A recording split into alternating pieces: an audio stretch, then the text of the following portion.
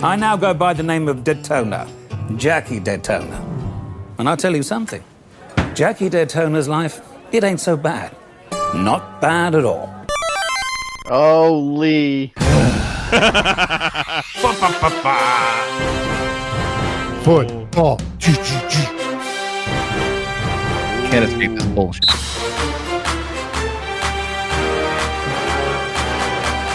ESPN, the global leader in sports. Welcome to the PoP Fantasy Football Playoffs Round 2 recap brought to you by PanelsOnPages.com. I'm Jason Nyes, representing the third place Gotham Rogues. Yes, it's true. I'm the Gotham Rogues again. We didn't change my name last week, but Mahoney gave me back my old name. I appreciate it. Joining me this week, representing the fourth place Brooklyn Dark Knights, PoP Fantasy Football Commissioner Tito Cruz. Your reigning, defending, repeat. Shit, this is the wrong fucking league, isn't it? Representing the eighth place, Tell 'em Kelly Eats Band-Aids, PoP Fantasy Football Kerouac Commissioner Dan Mahoney. Wait, Tito, are you in another league? My mistress league, yes. Weird. I've never heard you talk about it before. I think technically we're the Mistress League because we came later, but that's fine. That's fine. That's fine. We all know that the mistresses are the ones who do all the fun stuff. Mm-hmm. Actually, this league. I've been in this league longer than the other. Oh, no shit. Yes. Well, Oh, great. So they're the one doing all the fun stuff. Well, you said you've been playing fantasy football since they were doing it on stone tablets, so I just assumed. Yeah. Yeah, it was. I'll tell you that story one day. It's long and boring. How it used to be done. Perfect for a podcast. Representing the seventh place, Cammed If You Do, Cammed If You Don't, the 2019 PoP Fantasy Football Champion, the former champ, Jose Guzman. Cali's a legal state. I might be dropping that belt off. And finally, representing the first place, 2020 PoP Fantasy Football Champions, Jackie Daytona, Human Bartenders, Mel Pagsolingen. Hey, I am just as surprised as you, but thank you.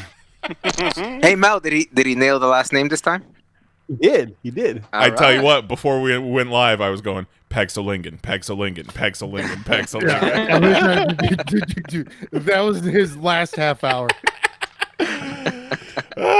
Just So saying it over to himself in the mirror. He wants make sure it looks good coming out as well. yeah, Nailed it. we have closed the books on one of the most exciting PoP Fantasy Football seasons in the league's history. I will agree. Following the final round of the PoP Fantasy Football playoffs, we have a new champion and we have a new Kerouac. Or do we? While Jose starts packing up the championship to ship it to the West Coast, let's send it over to Mahoney with our final scoreboard of 2020. Oh, is that the last time we'll hear that this year?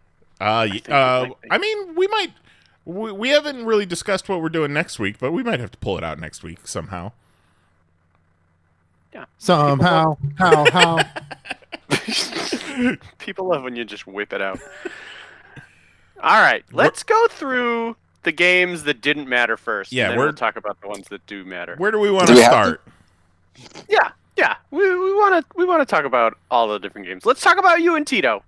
I mean, this game, I wouldn't say it doesn't matter, but... Well, that game mattered because there was still placement of... Yeah, it's draft placement. On the podium. Okay, well, draft you placement gotta is say by those two games far less, substantially less important than the championship and the Kerouac. No, but I'd say there are four matchups. Or wait, no, there are probably. Well, yeah, but if you have a chance to stand on the podium, I mean, it's a bigger deal than the other games. There's three games. I mean, if you desire third place, then this game is important to you. What I will say instead is let's talk about the games that mattered less than the championship and the Kerouac. Sure, but then you go to me and Tito first. It's like, come on, fucking Vetter and Tad are right there. I'm going in order on the website. They put you guys at the top. So anyways, one of you valued third place a lot because, Nyes, you stomped the shit out of Tito. And he didn't even change his team name this time. Again. No. Yeah. Again. See, like, that Nyes has my number. And when I compile the history of the league, when I write this shit down, Nice beats me quite a few times. And I don't like it. It's because you love me so. That's your Juan game. It's your Yeah, it's my Juan Juan always game. gets me. You love me, and you're super humble. So you just put all that energy into it, and that's what happens. Yeah, it's too humble. Yeah, Like instead of tackling him, you're like kind of just like wrapping him up. right. And that's how he breaks off those 60-yard touchdown runs. You gotta I mean- tackle that motherfucker. I mean, this game went the way a lot of Nice's games went in the past, the way the Bucks went. Right. The Bucks did well, Nice did well. Yeah, after my embarrassing performance in the first round of the playoffs, I start getting messages about this Tampa game and how all three of my Bucks are just going off to the point where they benched Brady, in the third halftime. quarter? At He halftime, he didn't play another series after halftime. Yeah, so I'm seeing... And that quarterback started bombing. Like the first drive of the second half, he threw a 40-yard touchdown. Yeah, And Brady scores 37 points and a half. That's he, ridiculous. He threw a touchdown to both Gronk and Mike Evans, if I remember correctly. Yeah. 'Cause Yeah, Brady he's got a threw- couple, but I don't think they're threw all one from to Brady. each, and Yeah. then he threw one to each of those. So I'm seeing my team blow up in the week that no longer matters, and I'm just like, yeah, isn't that ironic? Isn't that how it goes? Last week my entire team disappoints, and this week they're all blowing it up, and then thankfully I scored less than the man who ended up winning the championship, because if I ended up getting what I was projected, which was like 150 something, I would have really had to do some soul searching. Like that would have broken my little heart. But the thing that makes me feel the best out of everything is the man that I could have started last week and won, Corey Davis, who got me how many points on my bench last week? 19 18 points. or something? Yeah. 19 points on my bench last week. If I had just subbed him in for Gronk, I would have gone to the championship. What does he get me in the second round of the playoffs? Zero fucking points. Proving that fantasy football is all luck and chance, and you can't do anything about it, and you might as well just be happy with what you can get. Yep. Because there's matchups that are favorable on paper. But then when you actually play the games, this season especially, a lot of that shit did not go the way it should have went. Like a lot of the Jets, you know what I mean? Like everyone's like, oh, the Jets. Right. If you're playing against the Jets, you got to play those guys. And then the Jets had a couple games where they beat the Rams. Like in the Rams, who had been looking pretty good, then the Rams play the Jets. They can barely do anything. Yeah. The week I was finally able to snag the defense that was going up against the Jets, they just barely squeaked out a win. It's nuts, man. It's a wild season. Fantasy football is wild. Season. But it felt honored to go up against Tito in the final week. Like, it really doesn't matter, but I'll still take that win. Yeah. And now Tito drafts right in front of you, so that'll be great. It's true. And right behind me. There you go. That snake I draft. like that. All right. The other two hosts played each other, too. I had Jose this week. Grudge in match. our Rubber match. The much grudge vaunted rubber match. Rubber match. The Somehow. rubber match. The grubber match. And I'll tell you what, I said this to Jose. This is what I respect about Jose. Before the standings, before the matches were final and were announced, I was like, I'm gonna finish this week because it was clear I was gonna beat Goat last week. I had like 100 points on Goat by like 3:00 on Sunday. Right. It's like this is gonna be fine. And so I was like, I'm gonna finish this week. I'm gonna drop my bench. Like I'm gonna set my lineup, drop my bench, and I am all done. And then the matchups came out, and I had Jose, and I was like, scratch that. I'm going to destroy Jose. Like, This season just restarted. Full focus. yeah. Like, never mind anything I just said. I'm 100% back on board. And so I was looking at my team. I was debating what I wanted to do, and Noah Fant is sitting out there on waivers, and I'm like, oh, maybe I should give Noah Fant another shot. And I'm like, no, I've given Noah Fant multiple shots, and he never comes through for me. Like, I'm not giving Noah Fant another shot. And then a couple hours later, I'm like, maybe I should give Noah Fant another shot, though. And I go to pick him up on waivers, and he's gone. And he's gone because he's sitting on Jose's bench. And then come the week of the game, I lose by 6.5 points, and Noah Fant scores 7 points more than my tight end. I'm like, like, not only does Jose beat me, but he beats me in all the right ways. Like, he does all the right things and all the right moves, and I respect it. As do I. This man's ability to wheel and deal the trade.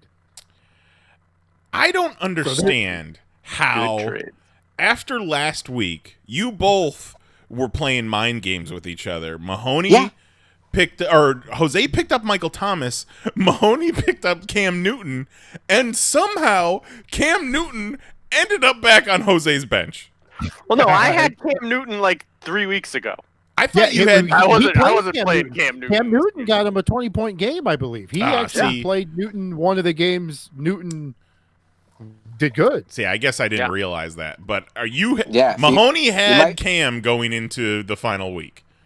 Yeah, you might want to watch this Sunday for Cam's last game, possibly with the Patriots. Mm-hmm. Possibly with anybody. Oh yeah, that was bad.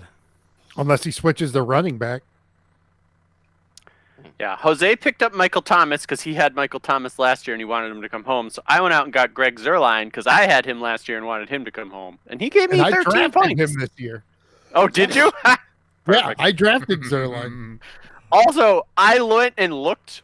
It doesn't matter because obviously you won. But I went to look because there's a soundbite on the show of you being like, look at Dallas putting up points against that defense. Like I thought you wanted to start whatever defense played Dallas, and then this week you start the Eagles defense against Dallas, and they get you -5 points. -5. I was so disappointed in that because I thought that the Eagles defense was playing way better. Like Jalen Hurts, the 2 weeks before put up 30, 40, and I took a chance with Hurts. I almost got stuck with Cam in my lineup because I forgot about the games and I had him in there just to fuck with you.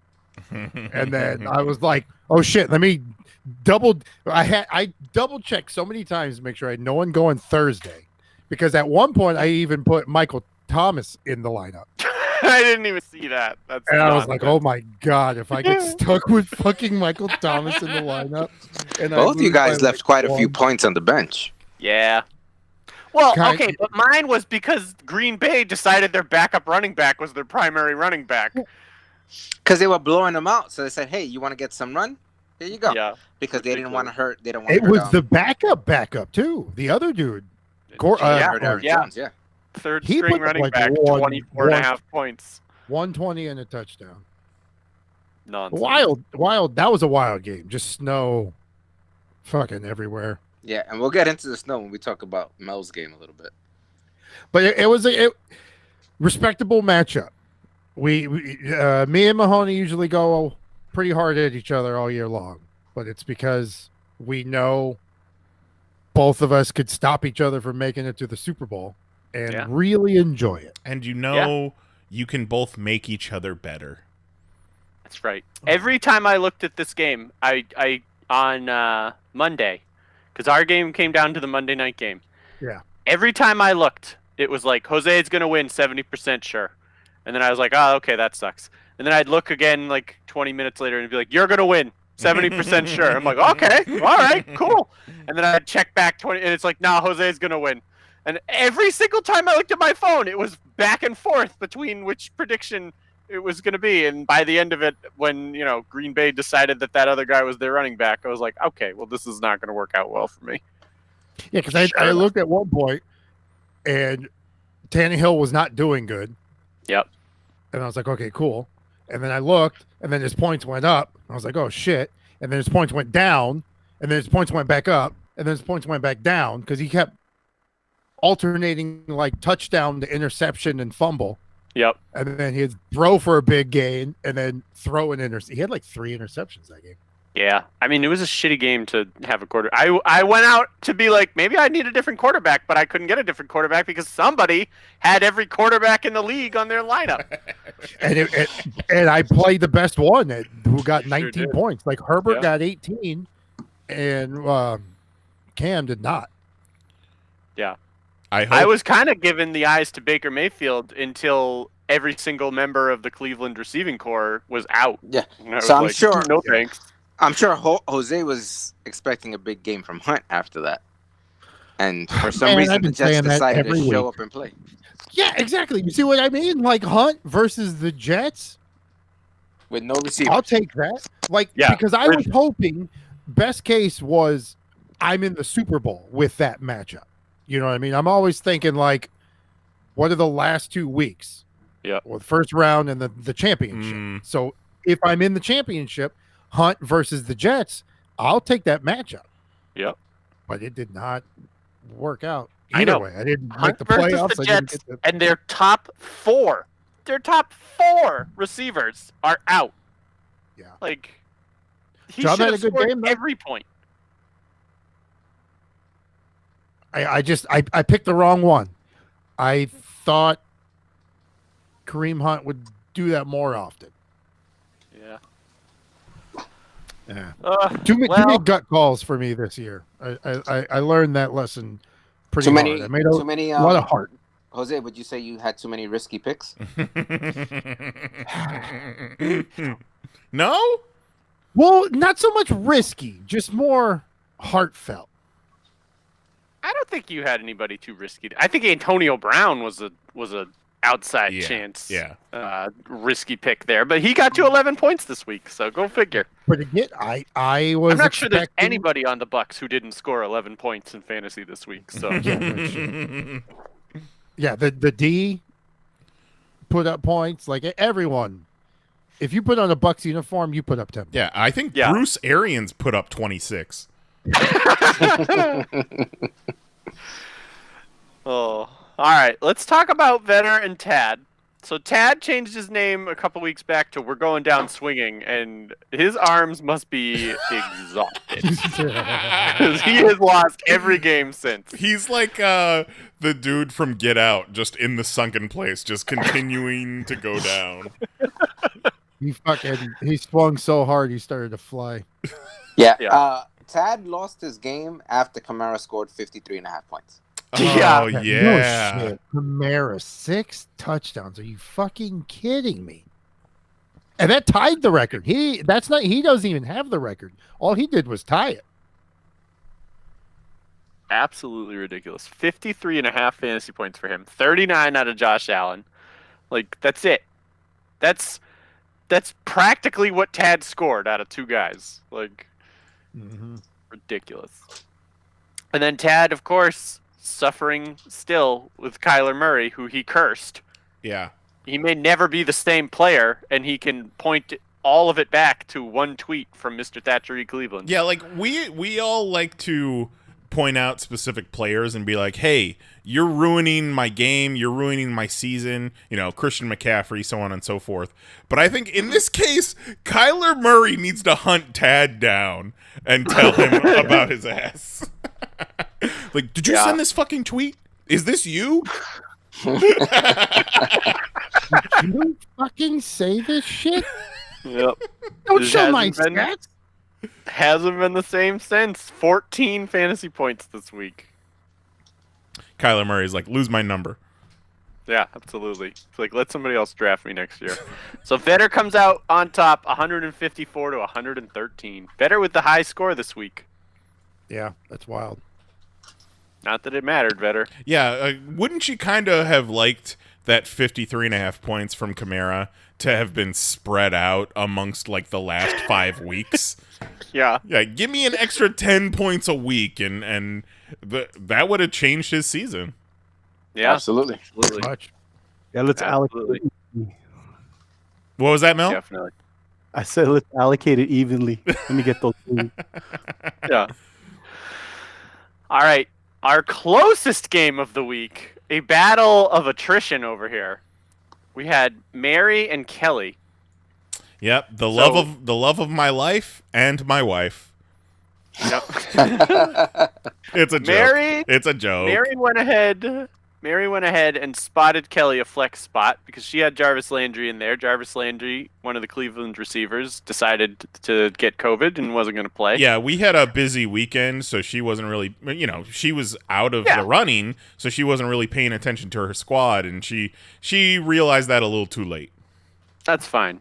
That is fine. If she had swapped him out for Brandon Cooks, which I figure probably would have been her move, that would have been real trouble for Kelly, but it all worked out in the end. So she spotted him a flex spot. Her Colts got her -1 point. Her kicker got her 1 point. Young Hui. 3 spots. 3 spots totaling 0. Yeah, and he Mary missed the kick. He missed a game-winning kick. The Chief. Or tying? Would it have tied? Yeah. Yeah, it would have tied. It would have tied it. Yeah, it would have tied. Yeah. Mary spots Kelly 3 roster spots and comes out on top 98.5 to 98. So wild. That like Kelly's season couldn't have ended any other way than a tie. That happens to Kelly more than anyone in this league, getting that look close. Did he have a tie last year too? He's the king of the ties. Has he have a tie? Has he had a tie every season? He had that one one tie where he woke up the next morning and the points adjusted and he lost. Yeah. That Yeah. sucks. But look at the points on Kelly's bench. 86 points on his bench. His bench almost outscored his roster. Jesus. Almost 20 points for Jimmy Graham. 15 for Yeah, no, Ezekiel Elliott. we Graham shamed him to never playing, and then Graham has done nothing but go off. It's fine. He hasn't listened to this show in weeks. I gotta say, if you get Ezekiel Elliott, you gotta play him. Like, I get last week he didn't play. I get sitting him. I get this week doesn't really matter. Maybe Kelly just didn't even change his lineup from last week. But, like, you can't start Sony Michel over Ezekiel Elliott. You just can't. Yeah, and next week, even though we're not playing fantasy football, Sony Michel goes for 40 fantasy points. Watch. Ridiculous. All right. Do we want to go the championship or the Kerouac next? Let's do Work our way the up. championship first. Well, you know what? No. Mel's here, so let's talk about the Kerouac. Okay. Let's talk about the Kerouac. The Kerouac comes down to Juan and Goat. And so, what was it? Sunday night. Monday night, I think it was, because it was the... No. Well, yeah, they came down to Monday night, but on Sunday night, Juan had 85.5 points. Goat had 85.5 points. And we were like, could it happen again? Could it happen again? Because if you remember last week, Juan had whatever the number of points tied with Kelly, and then both of the players that Juan had left got injured and scored him 0 points, and he managed to lose. So coming into Monday, Juan and Goat were tied. We all head over to the Discord, discord.panelsonpages.com. We're talking about it in our Pop Fantasy Football section, and we're like, I don't know, man. Like, Juan's got some players, but they're a little risky. And Goat's down to just 1, but that 1 is Stephon Diggs, and Stephon Diggs might score 40, which was a bit overzealous because he didn't score 40. He scored 36.5, and Goat comes out the victor at 125 to 97, making Juan our Kerouac. Yeah. Remember when Juan said he was never in contention for the Kerouac? Well, now That's one of my favorite moments in fantasy football history. When Juan was like, sorry, I don't know how it works because I've never been in contention. And Tito looked back and said, you have been in contention 5 of the 6 years we have played.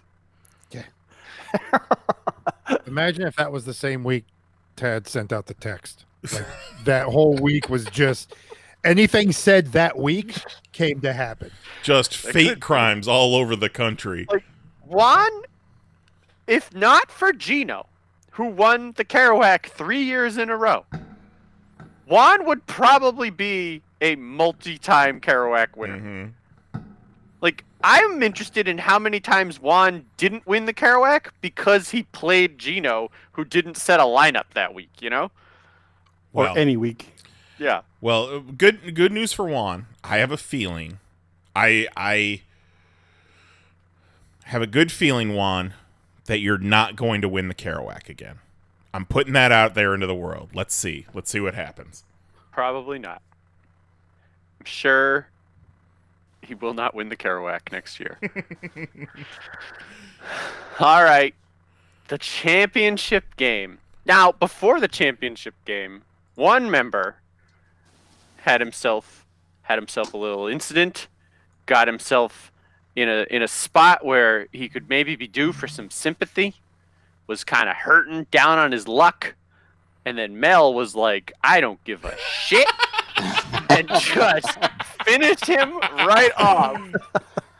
149 to 119.5. Like, no doubt on the table of it's not even close. Right. There's no need to worry about a point adjustment or a tie or any of this. I'm going to just flat out destroy it. Like Yeah, he put up great. Yeah, 119 was good. And the only score higher than Mel's was Vetter's, and Vetter was way out of the playoffs. So Yeah. You know, I wanted to be a good guy and be Andrew Luck, but out came Vontaze Perfect. What can I say? Got him. And it started out pretty quickly and badly for Shark over there when he didn't start Cousins, who gave him 29 points, and Drew Brees only gave him 9. So Drew Brees, No. 8. 8. Excuse me. I think it was 8. Yeah. Yes. So the Saints score 52 points, and Drew Brees only gets 8 points. How fucking insane is that? I thought the app had to be wrong. Like, there's no way Breeze has 8 points and there's 52 points on the board. Like, that doesn't happen. And then I fucking sure as shit. No, app's right. Yeah. Well, risky. You want to talk risky picks? Drew Brees broke all but one of his ribs like 3 weeks ago. Yeah, you can't start Drew Brees. I wouldn't have played Drew Brees at all this season after that injury. No. I would rather lose the game because Drew Brees scores 50 and I didn't trust him with his 17 broken ribs and rattling around inside of his sternum than I would start Drew Brees and lose because of him. Yeah. Drew Brees was in there. He could physically play. Yes? Question mark? Yeah, he could hand the ball to Kamara. Right. He's a better game manager. Like, they're trying to get into the playoffs. They're trying to go to the Super Bowl. They can't have mistakes at the backup. And I guess they just don't trust Winston at all. I don't. I'm not even sure why they have him. Yeah, see, but then he kind of did the same thing when he had Adrian Peterson. It's like they picked up Adrian Peterson, but he never wanted to play him. And then because he's like, nah, fucking Kamara, like, I'm using this dude. And Adrian's like, well, if you're not gonna play me, trade me. And he's like, peace. At what point in that Saints Vikings game did someone on the Vikings sideline go, who's covering Kamara? Yeah. But apparently everyone asked each other that question at the same time. That's wild. Yeah. And fucking Mel picking up George Kittle in the last few weeks of the season. Oh, I thought that was gonna be, especially because he had Irv Smith who put up 20. Yeah. So when the score was kind of there was Mel jumped out. And then things started evening a little bit to a certain point. Yeah, because he had and then it tipped. Shark had Gaskins, who scored 30.5. He had Crowder, who scored 26.5. So that was closing the gap there for a while. Yeah, where did Crowder come from? See, No, but in the real world, there's no way I would start Irv Smith over Kittle, even though if he just came back. You know what I mean? I'm like, I got to roll with it anyway. It was a wild roll. You want to talk about risky picks because it's not like he was out for a week or two. Right. Yeah. He's been out like for a long time. I didn't even bother keeping him on my IR. I just dropped him and let him be out there because I didn't think he was going to come back. He was ruled out for the done rest of the season. Yeah. Yeah. Oh, I was watching The Wire. I was watching that Niner Wire. Trust me. He was showing up. He fucking drove all the way to Arizona. And you know what? You got to hedge the bets, though. You know what I'm saying? Well, and that's Irv Smith. He's not a name brand person. But Kittle, when he's out there, you're gonna put it on him. And Kittle's one of your hometown boys too, so. Oh yeah, we go way back. Hey, well that's back to back. Kittle's been on the championship team. Oh wow! I had Kittle last year when I won. Well, nice. So look at Kittle, back to back champ. What if you look at Shark's team, 2 moves and he wins. Yeah. If he starts Cousins and he starts Gallup, he wins. Oof. So Oof. enjoy thinking about that all off season. Don't think about that. Don't think about that. Get well soon, it's Matt. done. We love you. Get better. You had a great run this season. Yeah, you did. In the Discord, You made some great trades. in the Discord, Matt was like, "Yeah, I'm surprised you guys haven't lit me up about winning all these games with such low scores." And it's like, I said it last week. You better not show up to the championship against Mel and score 90 and think you're gonna win. So, yeah, he showed up, but not enough.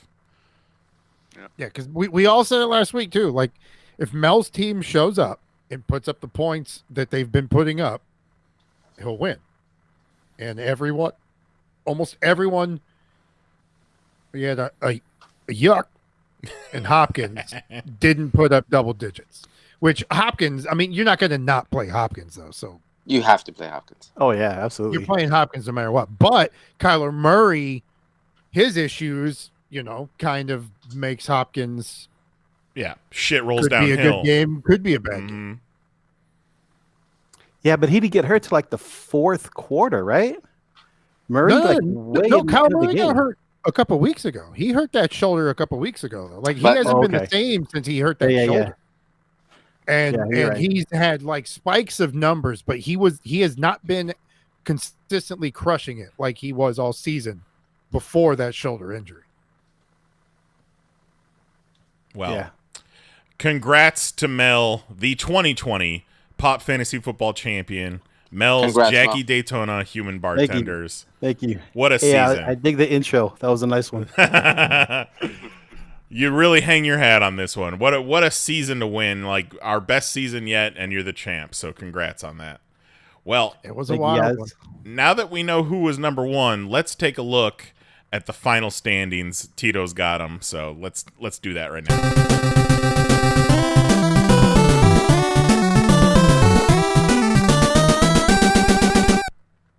All right, the final standings are in. The draft order for next year is set. So, coming in dead last and picking number 1 overall will be Juan's team, a dying narwhal. Yeah. Might as well call it a dying Juan, or dying DeVito. My Patrick Mahomes bounty is null and void because if Juan doesn't pick Patrick Mahomes at number 1, then it doesn't matter, because you wouldn't have picked. I guess you could still pick Mahomes before Juan, but if he doesn't pick Mahomes, then it doesn't even matter. So Juan needs to take a step back, reevaluate how you've been drafting, and maybe rethink. Okay, this is what I want you to do, Juan. Write down your first 3 picks, and then burn that. Throw them out. Throw them out. Write down your first 3 picks. File them away with your ideas for how to punish me when I won the Kerouac. Yeah, and then burn them. And then draft. Roll it up real tight, and then shove it straight up your ass. Yeah, here's exactly. While Mahomes is a great pick, you put your rest of your team at a disadvantage when this year showed a lot of QBs that you weren't expecting to put up numbers were averaging 30 plus. Now, it wasn't quite Mahoney's prediction of plugging in any QB and he's going to score you points. Yeah, I sure found all the ones that didn't. Yeah, but then there were plenty out there still. Aaron Rodgers, not drafted. Yep. Yeah, wild. No, he was drafted and then dropped. Okay. And then picked up the following week. And correct. Then, so he was drafted like low. Oh yeah. So, I think Juan is going to really have himself some trouble with this first overall pick because the first overall pick is a lot of stress, right? Nice's first overall pick this year hurt all year. My first overall pick last year was Saquon Barkley, hurt basically all year. Like, something goes wrong with that first overall pick and you're really screwed because you don't pick again until 13-14. So you have a long time to wait after you make that pick. Yeah, and a lot of time to think about it too. Yep. I would pose this to Juan as an exercise in your draft. I'm not an expert on drafting, but let me suggest this: see how far you can get in the draft before you draft a single Chicago Bear. Very fair. Very fair. Let's all see how far we can get without drafting a Chicago Bear. Like, I don't know if Graham. No, Dave What? Montgomery. Montgomery put up 18 in Yeah, the Montgomery championship game. did work the last 5 weeks. And I think the week before that, he put up, 26? He had a solid But season if you- overall, but the last 5 weeks he was really coming on. He put up He was on fire 22-5. So he put up 3-5 in week 9. Week 10, he didn't put up nothing because I think he got hurt. Week He was 11 hurt. was a bye. Yeah. So he came back after the bye. He put up 22-5, 24, 22-5, 27-5, 18. Okay. Not a bad. Okay. And except that he's a running back, and next season he'll probably be the third string running back on some team nobody ever even cares about. But also, Like- you have to consider if Juan has a Bear on his team, he's going to be in his feels and maybe not make the correct decision when he's setting his lineup. So remove that from your feels. decision making and see what you can do. Yeah. Well, Are listen, you trying to tell me that Gino's all Cowboy team didn't do well in fantasy? no. 3-time Kerouac winner Gino's all Cowboy team. Maybe, I don't know, Juan, maybe draft a Tampa Bay Buck. Maybe a couple. Who knows? If there's one thing we've learned from Juan's drafting all these years is that, one, he's not going to listen to us. Sure. And he's going to do exactly whatever the hell he wants to. He's going to do the exact opposite of what we're going to tell. Okay. He's going to draft the kicker. Number one. He's going to He's- draft he's- Yunho first. Absolutely. I absolutely expect him to do that. I think if the draft was tonight, that he would take Young Ho first overall. It's pronounced Young Hui.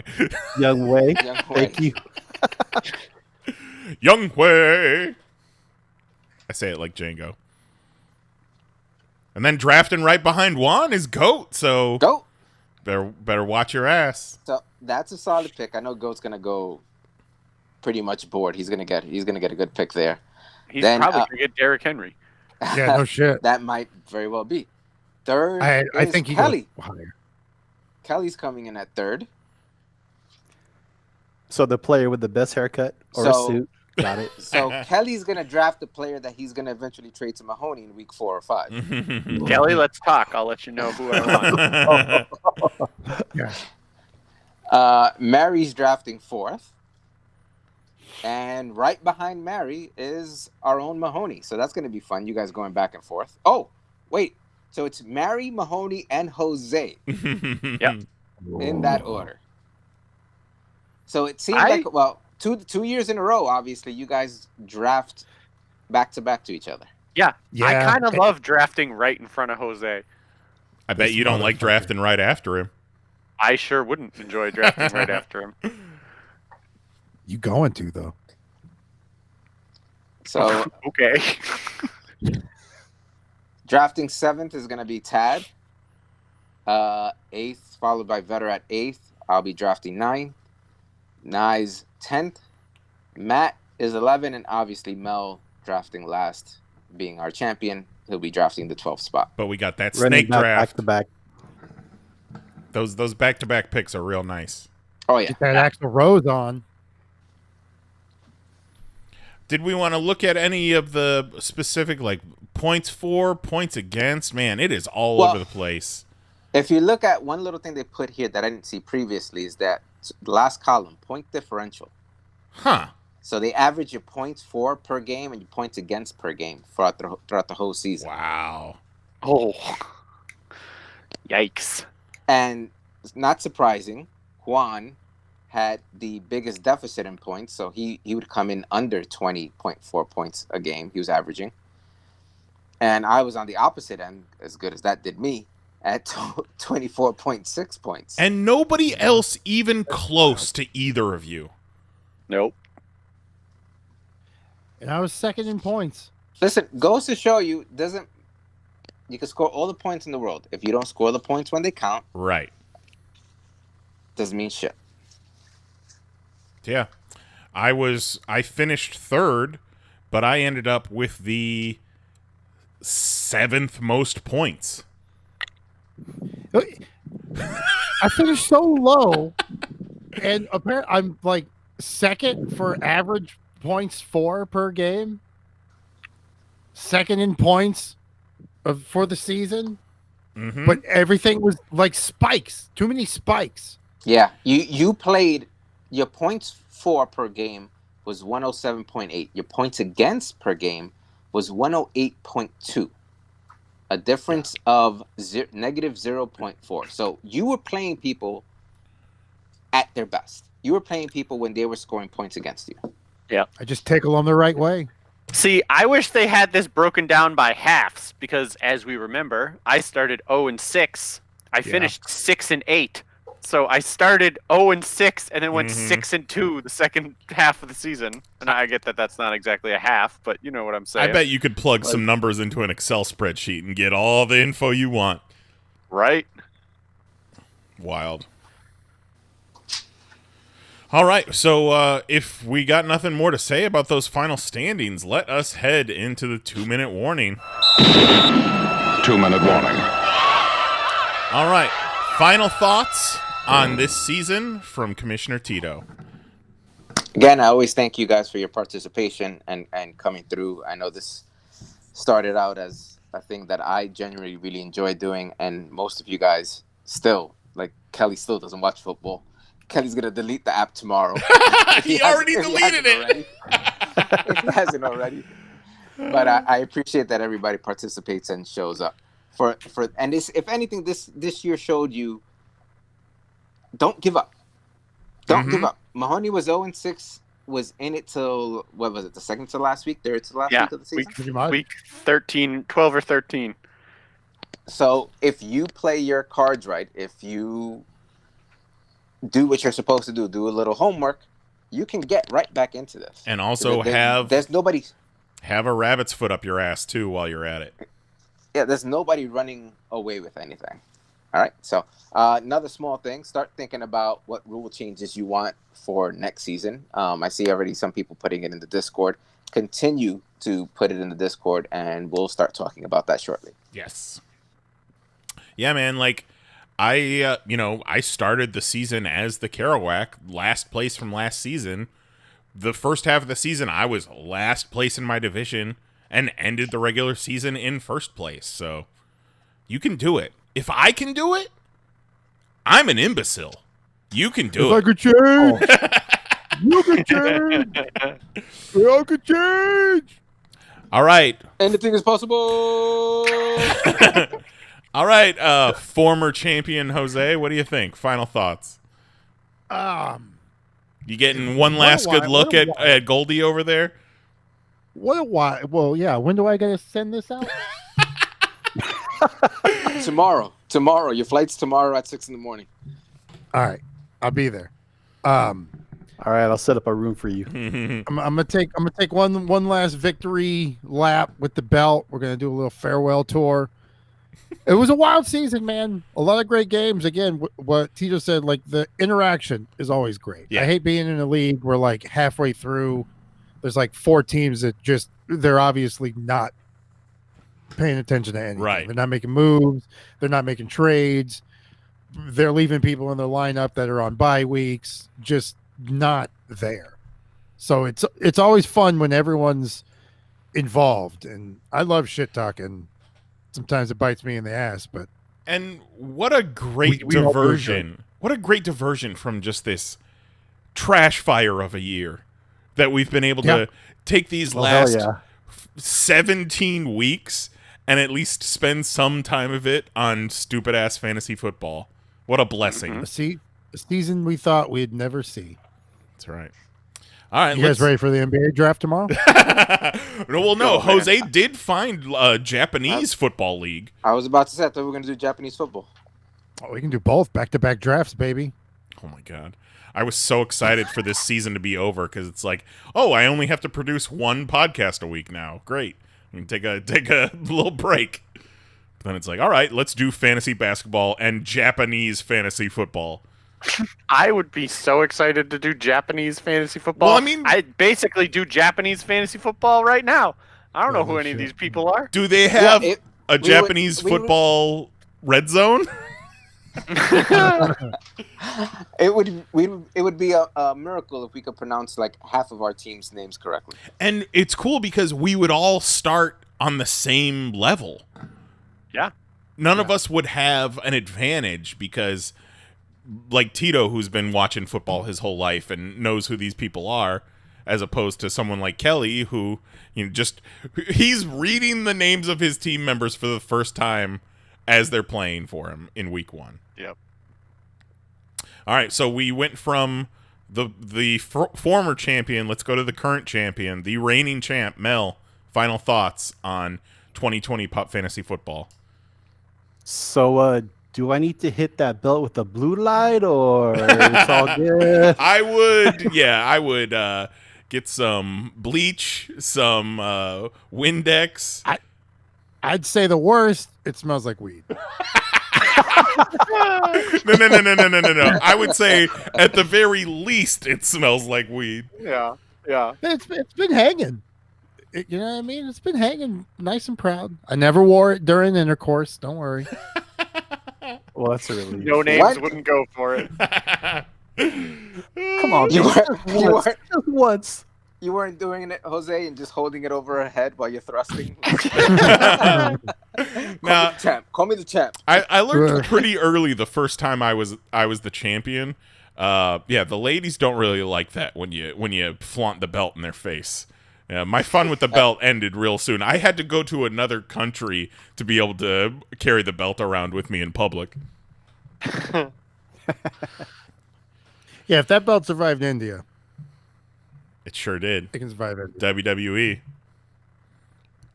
All right. Let's move on.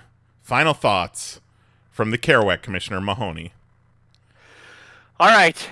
So it is my duty and my honor every year to come up with the punishment for the last place team. We named it the Kerouac. A lot of people, including people who listen to this show and who follow along with our fantasy league every week, whether they play in it or not, probably have no idea why we call it the Kerouac. They probably don't remember Kerouac. They may never have even met Kerouac or heard Kerouac on the podcast. So long ago, there was this guy, and his name was Kerouac, and he was a lot. And so still is. When we needed a name for our fantasy football loser contest, we went with the Kerouac. And so now Juan, as the winner of the Kerouac, I have to come up with what to do to punish Juan. There's a problem with punishing Juan, right? Like, Juan can only eat like 3 foods in the world, so you can't make him do anything weird like that. Sure. Because it's just off the table. You can't make him put his hand in a toilet because he's got mild arthritis. He's got mild arthritis. I did make him put his hand in the toilet that one time. It was barely even wet. Ridiculous. Didn't even get pruny. Like a normal ass picture of his hand. It was not good. It's a pandemic, so I can't make him go do anything. Mm-hmm. So trying to think of what to do to truly honor Juan as the worst player in the league this year, and to truly honor the pattern and the historical greatness, if we want to call it that, of Juan being in the running for the Kerouac 5 out of 6 years and then winning it finally. I feel like it is only fitting that we retire the name the Kerouac, and for this upcoming season, we all play to not win the Juan. Dun, dun, dun. There it is. Love it. So congratulations to Juan, the current Juan champion of our league. The best will be when mid-season Juan's record is struggling, and he's just like, man, I just don't want to be the one.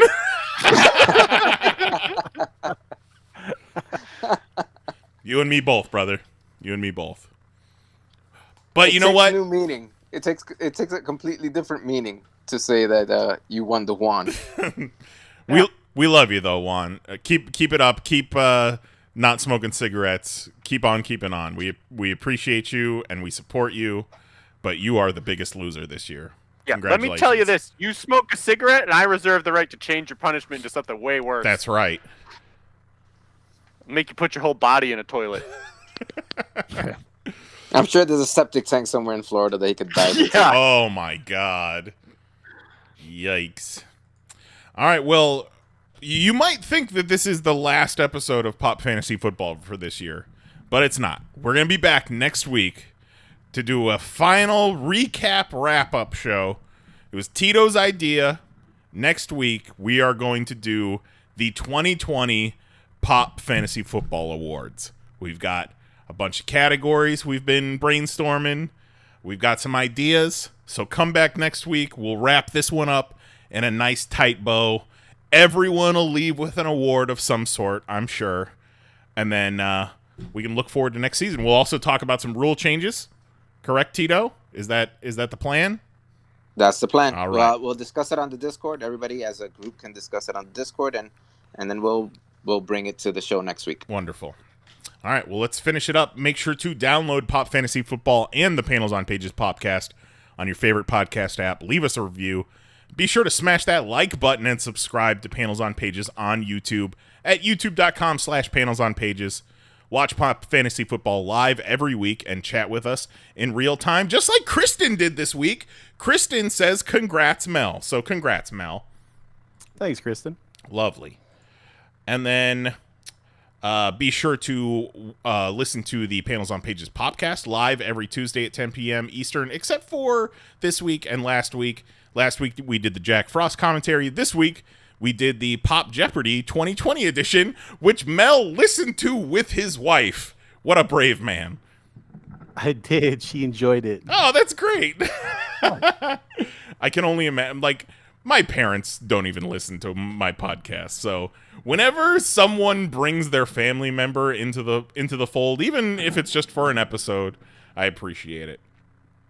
And then on the YouTube, we also have 10 years of groundbreaking Panels on Pages video content. We don't have any videos that have 1 million views. The closest we've got is to Forkin with a few 100,000. But I keep an eye on our YouTube, and it seems like every week we at least get one very positive comment about one of our old videos, and it is so nice to see. Love that some of those videos are finally getting discovered. And who knows, somebody might watch one of those cool-ass videos and then listen to this train wreck of a show. So welcome, if that's how you found us. We appreciate it. Be sure to check out PanelsOnPages.com. We've got merch at merch.PanelsOnPages.com. And hurry now, because as of January 1st, we'll have discontinued all of our vintage Panels on Pages designs. And be sure to join the Pop Discord at discord.panelsonpages.com. We had some dude join this past week, showed up, didn't say anything, but it's good to have him. Who knows? He might be lurking. He, she, they, what have you. But young Trav can attest. You show up in the Discord, we will welcome you with open arms. So come on, check it out and get involved in the discussion in the Pop Fantasy Football channel. And as always, we will leave you with a quote from the great Vince Lombardi. And as always, I try to line them up with what's been going on in the league that week. So this week, to the winner, there is 100% elation, 100% fun, 100% laughter. And yet the only thing left to the loser is resolution and determination. So, for Mel Paxolingen, Tito Cruz, Dan Mahoney, Jose Guzman, and myself, Jason Nyes, thanks for joining us for the Pop Fantasy Football Playoffs Round 2 recap. Congrats to all of the champions in this league and beyond, and we will see you next week. The whole thing's fucked.